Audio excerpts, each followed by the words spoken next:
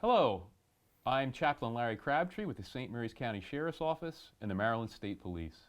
And I'm Chaplain Charlie Wharton with the St. Mary's County Sheriff's Office.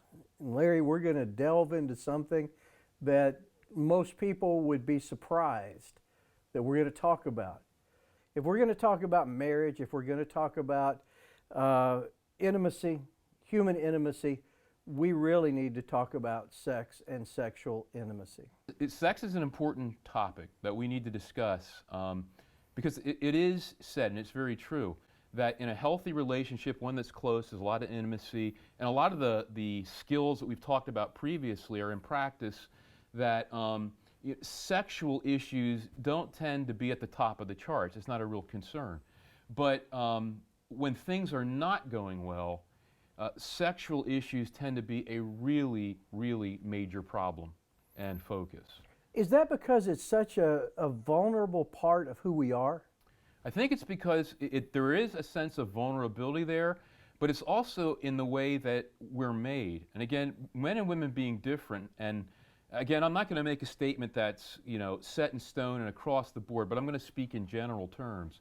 If we're talking about, the traditional married couple, male and female, men, sex is a whole lot more important than it is for women. Women enjoy the sexual relationship when it's in a healthy environment, but men feel the most intimacy and closeness to their spouse in the actual physical act of sex. Women are not that way. Women feel the closest, most intimately connected to their spouse when they're connecting with feelings. And it comes with that communication. And most people don't understand that. And so it's important that we recognize that as we get into this issue. It's also important to realize that for a man, when sex is rejected, so let's say you're coming home from your shift, and a lot of guys too, to release stress, they're going to do it in a sexual way. They're feeling a little amorous, they're ready to go, and their spouse basically says, "Hey, not tonight. I'm not ready."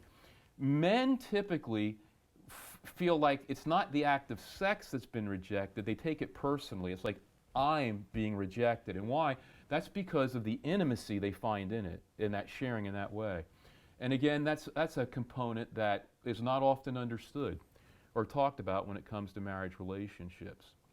One of the greatest needs for women in sex is affirmation. That affirmation has to come beforehand, that they understand that their spouse believes they are special, is communicating they're special and significant in their life, that the spouse loves them, the spouse appreciates them. So that affirmation, that encouragement is really, really critical as a foundation for most women to really enjoy a deep and meaningful sexual relationship. For men, the number one need, believe it or not, is mutual satisfaction. I would have never thought that. But when you think about it, it makes a lot of sense. Again, we've talked about earlier, men are about fixing things. We like to solve problems, and we like to be good at the stuff we do. So men like to be good in sports activities. We like to be good in our law enforcement career. We like to be good in whatever activity it might be. So of course, men also would like to be good in the sexual area.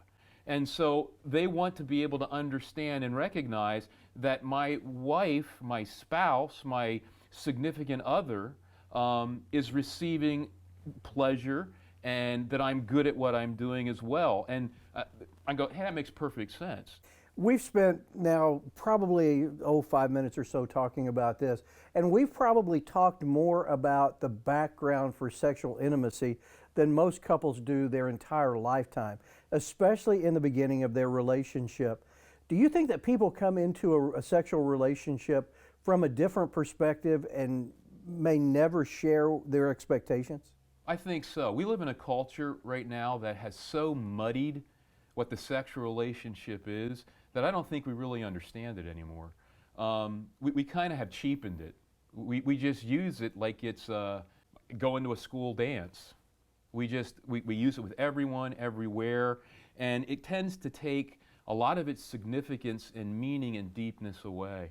And I think it would do us well as a culture to esteem the sexual relationship much higher. Some people might be surprised. Here we are, we're spiritual guys, we're chaplains, and they might be blown away. I can't believe they're talking so openly about sex.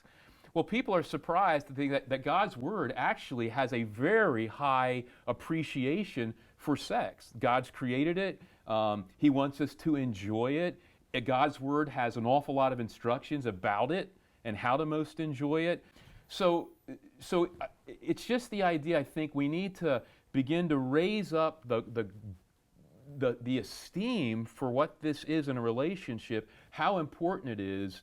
And I'm really concerned in culture how much we're kind of downgrading it and just making like it's no big deal. It really is significant. And like I said, if you're not in a good relationship with all the other key components we've talked about in the past, this area, the sexual relationship, becomes a powder keg and really can cause problems.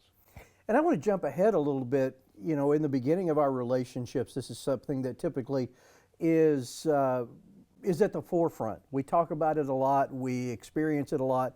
Then the older we get, maybe the less that happens in our lives.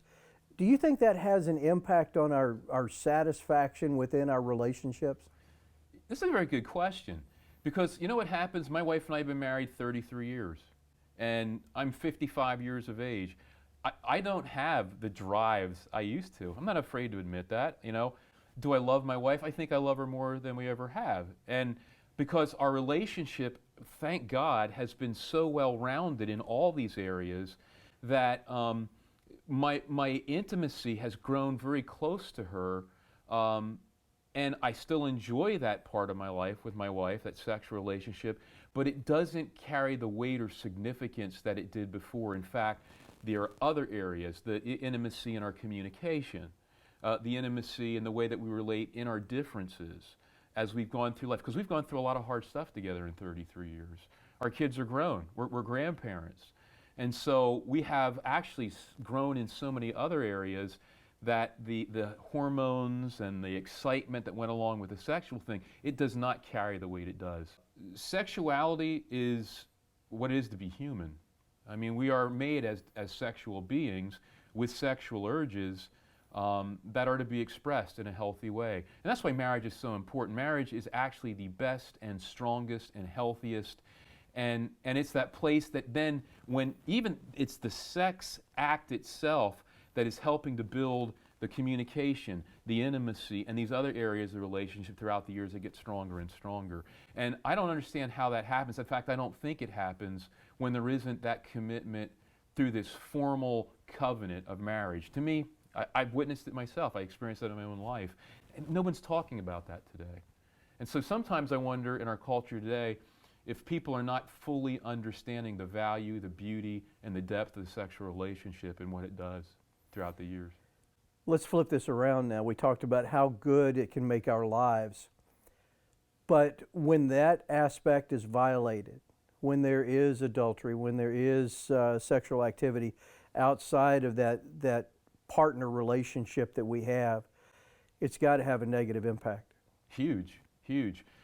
Again, because men and women are so different, and we're going to, if we talk more about a traditional, marriage relationship of male and female, for a female to truly be able to engage and give herself fully in an intimate sexual relationship, she has to know that her relationship with her spouse is safe. She has to know that there aren't other people in the bedroom, not in the mind, not anywhere else, but that she's the focus, she's in that safe place. That's when the greatest, fullest meaning is going to come. And so in my counseling, I use this phrase, guard your heart, guard your heart. And what I mean by that is we need to guard ourselves, and this is really important for law enforcement. Something I've seen in all my years as a chaplain is that in law enforcement, because you spend so many hours together with your coworkers out in the field, doing patrol, responding to calls, that particularly where there's male and female law enforcement officers, personnel together and a long time, you begin to you get emotionally connected because you're sharing very emotional experiences, and you begin to allow that person emotionally into your life. And That's not a healthy thing. Law enforcement officers have to be very, very careful about that, because that emotional sanctuary belongs to your spouse. And she should be the only one, or he should be the only one allowed in there. Throughout my career, I've had the opportunity to be involved in training officers, but also sit on and hear officers that are decertified, who lose their ticket, lose their license. And really, typically there's three things that cause that. The big three are money, drugs and alcohol, and sex. And I think it is incumbent on us, as we talk about this part of the career, to understand that sex is such a strong drive in especially type A personalities, that if we're not careful, it can become maybe a conquest, it can become a power, a position of power that some people use to get their way. So we don't like to talk about that, but that is a very common thing, and is something that will ruin your career and it will ruin your life. It's something we don't talk about very much. I'm happy to talk about it. We could talk about so much more, but I think we're running out of time and kind of need to wrap this up. Thank you for spending time with us today, and thank you for investing your time with us throughout this series. We hope that in some way what we're talking about, whether it's in this segment or in this whole series, will bring your family and your career to new heights. And as we finish up, Be strong. and be safe.